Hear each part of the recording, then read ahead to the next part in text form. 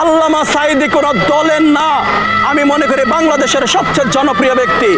এই পর্যন্ত যত মানুষ মারা গেছে বাংলাদেশে, কেহ এত শ্রদ্ধা করে মানুষ কাউকে স্মরণ করেনি। আবেগ থেকে এখানে হিন্দুরাও করেছে, এখানে আওয়ামী লীগের ভাইয়েরা কিন্তু শোক প্রকাশ করেছে।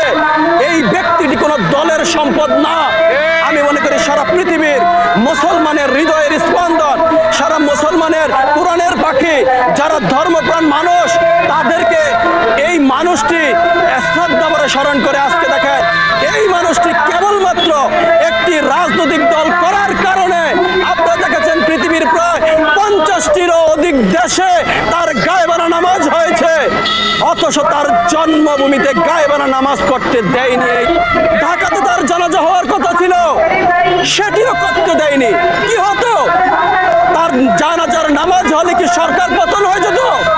এত ভয় আছেন? আমরা মনে করি আজকে জীবিত সাঈদীর চেয়ে মৃত সাঈদী অনেক বেশি শক্তিশালী। এই যে শুকুরঞ্জন আজকে বলল তিনি সাক্ষী দেননি, তিনি আল্লামা সাঈদীকে এই অপরাধ সংগঠিত করতে দেখেননি।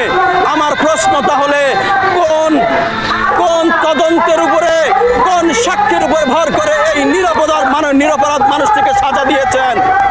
আজকে যে তার কাছ থেকে 13টি বছর কেড়ে নিয়েছেন, ফেরত দিতে পারবেন এই 13টি বছর?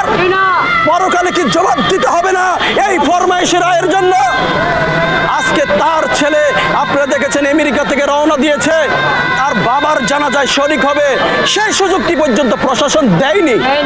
কি নিষ্ঠুর প্রশাসন, কি নিষ্ঠুর আজকে দলখানা প্রশাসন হয়ে গেছে, কি নিষ্ঠুর সমাজ তৈরি করেছে এই সরকার। আমরা প্রশ্ন রাখতে চাই, তার জানাজা অংশগ্রহণ করলে কি অপরাধ হতো? তার ছেলে দেরি করলে কি অপরাধ হতো?